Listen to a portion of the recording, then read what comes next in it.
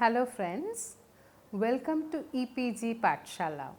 This is Dr. Nandita Mandal from Tata Institute of Social Sciences, Center for Labour Studies.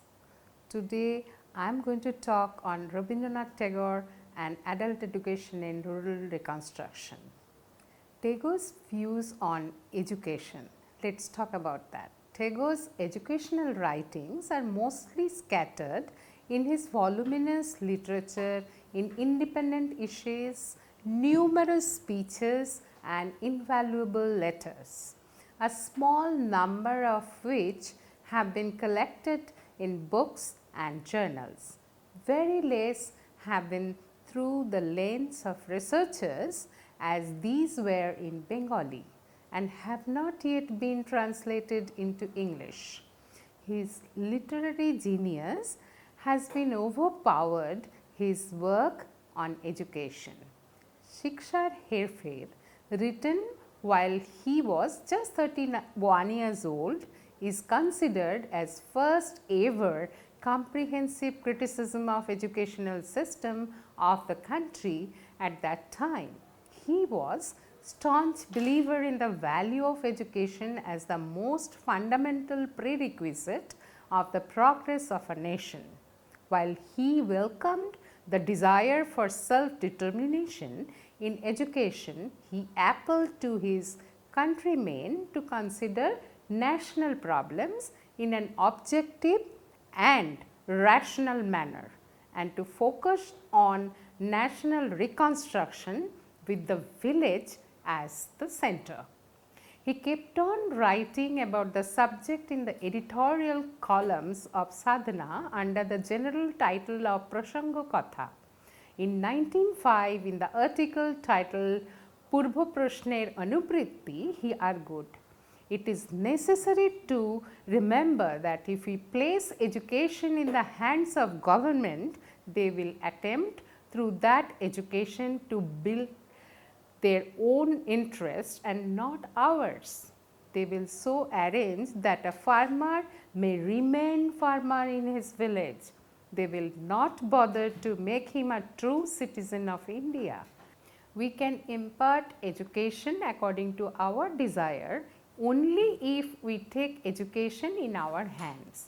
It's absurd both to beg and to order.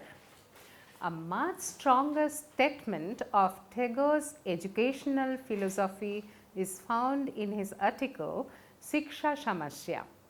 According to his opinion, true national education is one which is originally linked with the life of a nation and which is natural process through the accumulated endeavors and the cherished ideals and traditions of the people of the land. His thoughts couldn't match up with then official policy of National Education Council, having idea of launching Western type of political agitation which mainly appealed for favors to the ruling power during colonial period. After initial excitement of the movement subsided, Tagore drifted from this Western thoughts towards building his own evolving ideology.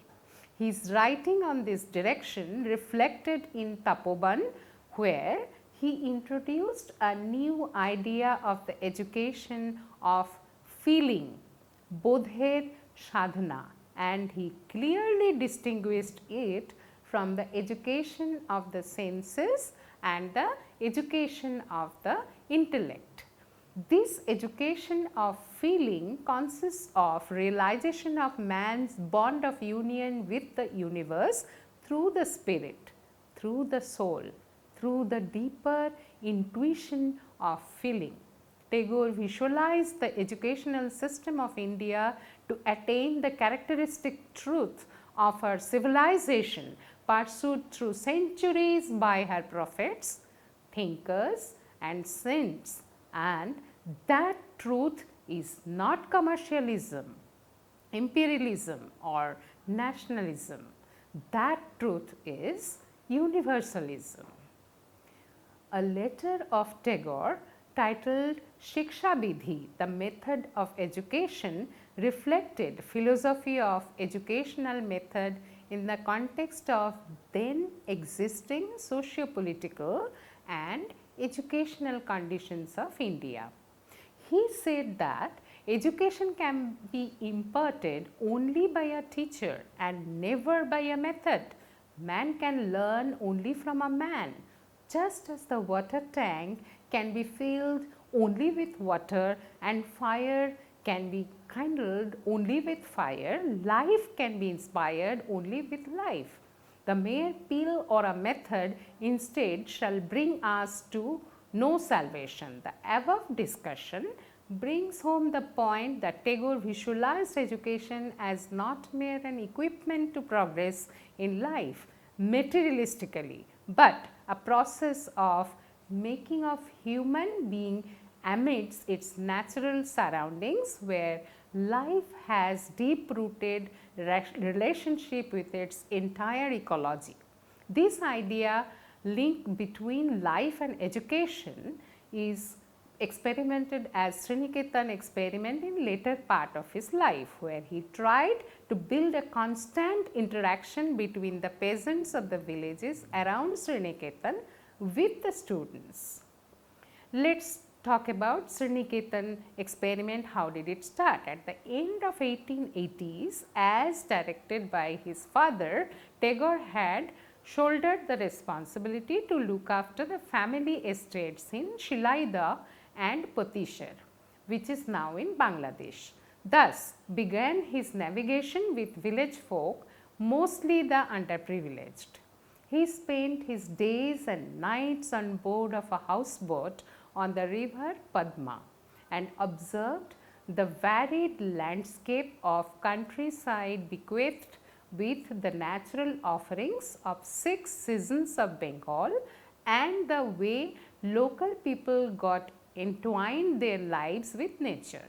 He not only achieved the pinnacle of his literary creation in that milieu, but get aligned with the local people in their pain of daily drudgery and struggle against at the frick of nature's atrocious stoicism of state, casteism, wraths of feudal lords, communalism, colonialism, all of these made him empathize with hapless poor village folk of rural Bengal.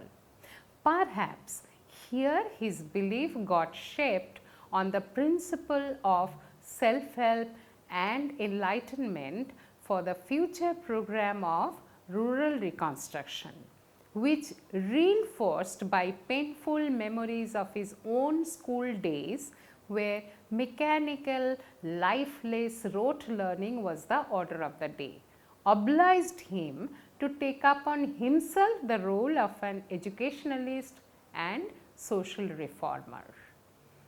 Now, how has he started his Sriniketan experiment, where he introduced adult education? We know Rabindranath Tagore as a poet, thinker, teacher, playwright, philosopher, and he has unfathomable knowledge of the society and mankind as the base of universalism. He founded Shantiniketan in natural surrounding, thereby giving a vent of his dream of weaving life with education. During his journey of life, to discover the emergence of ideal bond between mankind and society, he visited Japan in 1916. By 1918, December 18, he narrated his ideas about Vidya-mitra, an ideal seat of learning, as follows: to seek to realize in a common fellowship of study the meeting of East and West, and thus ultimately to strengthen the fundamental conditions of world peace through the establishment of free communications of ideas between the two hemispheres. While the constitution of Vidya-mitra was still being made, the work at Sriniketan was at its nascent stage. Although by that time poet had already tied up with Surul Samiti situated in the village Surul, next to Sriniketan, it culminated a full-phased rural reconstruction Sriniketan only by 19th November 1921. Under the leadership of Leonard Elmhirst, a British agroeconomist from Cornell, the first ever meeting held to initiate the work in rural reconstruction. This meeting was considered as the meeting of Provisional Board of Directors, Department of Agriculture. The framework of rural reconstruction and its activities were planned in this meeting itself, where it was decided that Elmhirst would be the director to initiate the work at Surul Sriniketan. Later, during December 1921, an estimate of expenditure was prepared and eventually the journey of Sriniketan started on February 6, 1922. Sriniketan witnessed the creation of different departments as required gradually. Initially, it had only two departments, that were Surul department and village welfare department.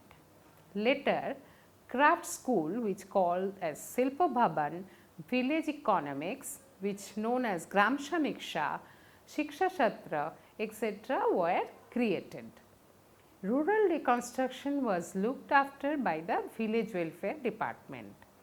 This was the department which brought forth the activities like health, creation of cooperative societies, night school, welfare of untouchable and tribal and women welfare, etc. to take care of village development holistically. The revolutionary attempt that had been taken during this phase was to start a Chalantika Granthagar, which is a mobile library in 1925 with 200 books. It was introduced to reach the women in the villages who were not allowed to step out of their homes. Cycles were used as the vehicle to reach the women for long, and later part the cars were procured to sustain this endeavour. But unfortunately, it was noticed that elites of rural Bengal tried their level best to capture the benefits of such initiative and not letting it to spread among commons. Tagore's idea of adult education was never been an isolated plan, but always a part of larger agenda of rural reconstruction, where the adult education evolved naturally. In search of the root of such thinking, we got an indication of the very idea of adult education as part of education system itself in Bhandar magazine edited by Rabindranath. Tagore's elder brother wrote a piece titled Lokshikshar Upay, the way to adult education. In this article, Jyotirindranath Tagore, the elder brother of Tagore, emphasized that knowledge and science, arts and crafts, and inculcation of expressions, these are not merely for inculcation. If it is not being spread among the commons and inculcate, then there is no well-being of us. Conspicuously, Elmhirst also proposed to start peripatetic university to reach the men and women in rural Bengal, where education would knock at the door of the people who are underprivileged and marginalized. Tagore's idea of adult education got enriched with such proposal, and he was determined to reach the totally marginalized people, men and women who were illiterate, orphan, and socially being existed at the bottom of society at that point of time. In 1924, in Probasi magazine, Tagore made an appeal to the citizens of the country for financial assistance for women's education. Although it didn't receive much of attention from his countrymen, he continued his efforts. In 1930, he traveled to Russia, and his letter from Russia, he praised the initiative. How this education is spreading with great energy in all parts of the society here surprises me, not only in number but in fullness and without work, not only in White Russia but also among the half enlightened peoples of Central Asia. They are spreading education like a great flood. There is no dearth in their endeavor, so that these people receive the best of the latest scientific discovery. In February 1936, he addressed Education Conference in Calcutta during Bengal Education Week, in which he pleaded for Home University scheme. He made the observations therein: if examination centers are started in towns and cities of different states, those men and women in the country who are for various reasons deprived of the benefit of school education, then many will feel encouraged to educate themselves at home in their leisure hours. Their education can be properly directed if their syllabus and textbooks are clearly prescribed from the lowest to highest stages. The degrees that will be awarded through these examinations will be valuable in so far as they will bring social prestige and will be useful for earning a livelihood. On 18 September 1936, he wrote to then Education Minister of Bengal, Sir Azizul Haq, for changing the law for promotion of distance education Bengal by incorporating possible provisions. It has been reported that the government did not implement Tagore's distant education model in Bengal. That time it was reported there was no open university or there was no well established distance education centers in the world. Eventually, while Tagore's proposal was turned down by the Education Ministry of Bengal, he placed it before the authorities of Vidya-mitra, who undertook to organize mass education on the line suggested by him in 1936. There were three examinations, Adya, Madhya and Upadhi, which were roughly corresponding to the matriculation, intermediate and BA standard. Although initially the work of this department was directed by Sriniketan, later it got shifted to Sriniketan and merged with rural reconstruction officially in 1943. Bhubandanga, Shurul and Mohidapur, these three villages were the first places where from Sriniketan experiment for adult education started its sojourn. The syllabus included Bengali language, Bengali literature, history, geography, arithmetic, general knowledge, elementary Hindi, hygiene and science in different combinations for different standards. Under Tagore's direction and editorship, Vidya-mitra undertook the publication of a series of books in Bengali known as Lok Shiksha Gronthamala on various subjects of scientific and general interests, specially written in easy language for general public. There were 6 subjects division of Vidya-mitra publication, which were earmarked to be led by 6 set of different experts. These 6 divisions were like philosophy, where editors were Acharya Brajendranath Sil and Narendranath Sengupta. Science were having the editors, scholars like Ramendra Sundar Trivedi and Prashanta Chandra Mahalanobis. History, geography and economics were having editor as Jadunath Sarkar. Literature and history of literature edited by Pramatha Chaudhary. Art editors were Ardhendu Shekhar Ganguly and Surendranath Tagore, and educational science was being headed by temporary editorship of Rabindranath himself. There were 8 types of instructions, like a book cannot be more than 200 to 250 pages, language should be easy and the prices should be limited only to 12 annas. To reach such publication to its logical destinations, the users at the village, Tagore arranged to reach those in the rural reconstruction centers at the villages, so that people could get the access of these books.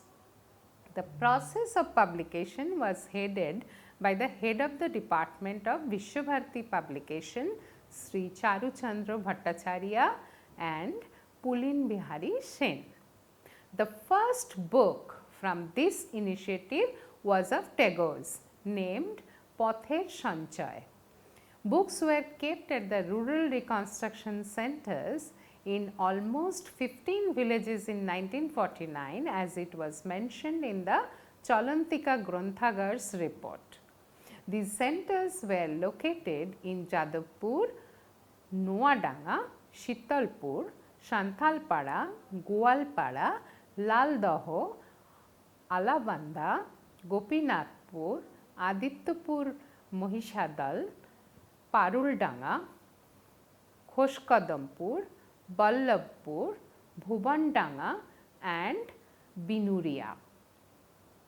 He ushered many changes in Vishwabharati regulations to get the Lok Shiksha Samsad as recognized academic body.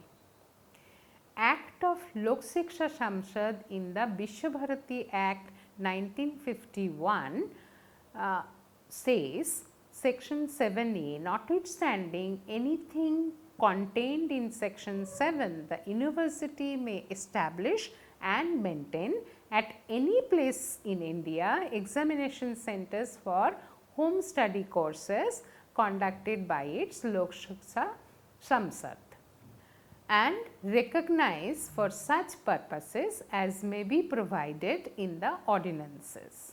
The certificates awarded by the said Lok Shiksha Samsad, which is known as People's Education Council, on the results of examination conducted by it. About the certificates and residence of students of People's Education Council, there were information from the Vishwabharati Act 1951 number 29. The purposes for which certificates awarded by the Lok Shiksha Samsad, that is People's Education Council of the university, may be recognized by the university.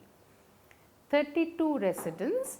Every student of university other than a student of its Lok Shiksha Samsad, which is People's Education Council, who shall reside in a Chhatrabas 2 or under such conditions as may be prescribed by the statutes and the ordinances.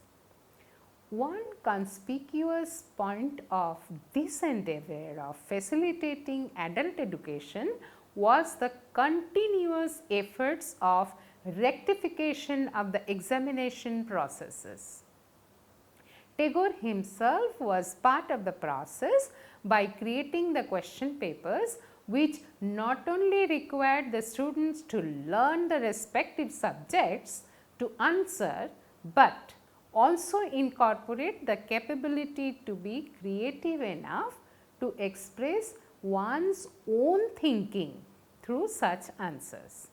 Professors from Sriniketan used to meet the students at these rural reconstruction centers to discuss with the students from vicinity. And they never charge the fees for such a contribution that they have made.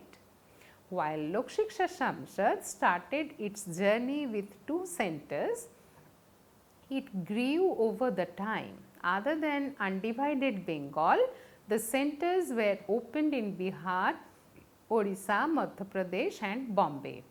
In 1941, there were altogether 11 centers which grew in 1942 to 64, in 1943 to 109.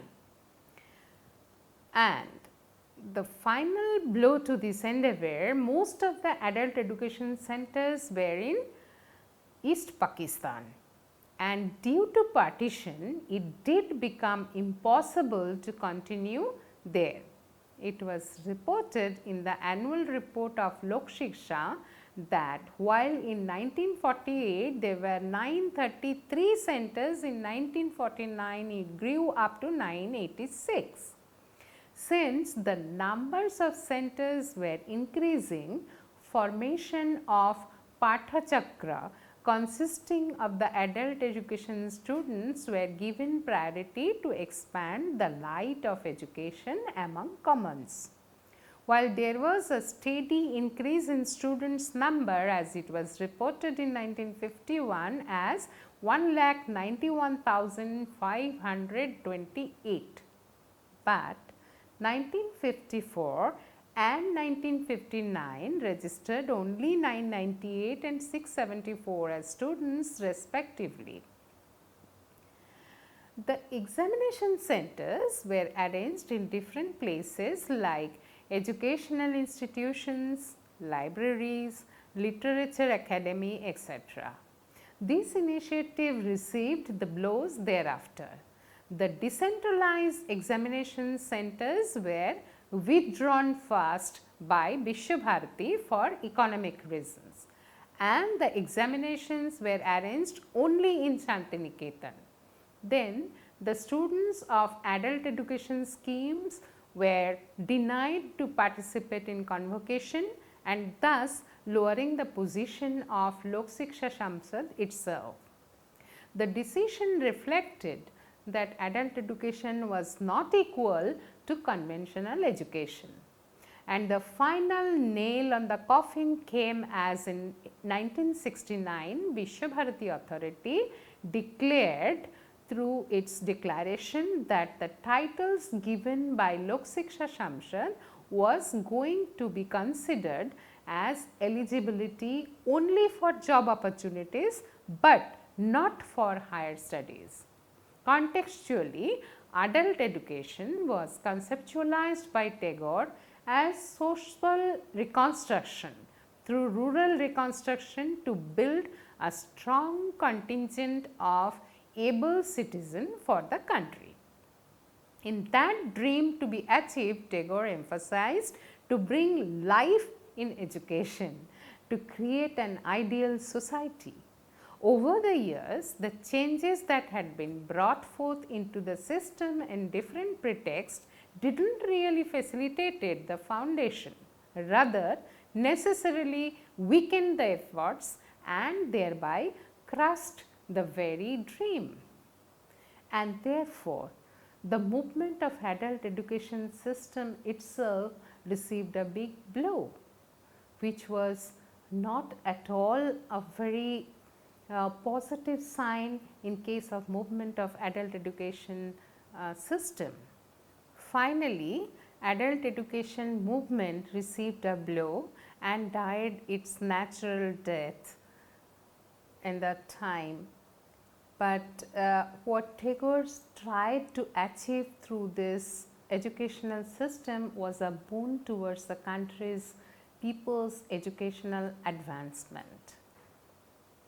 Thank you very much.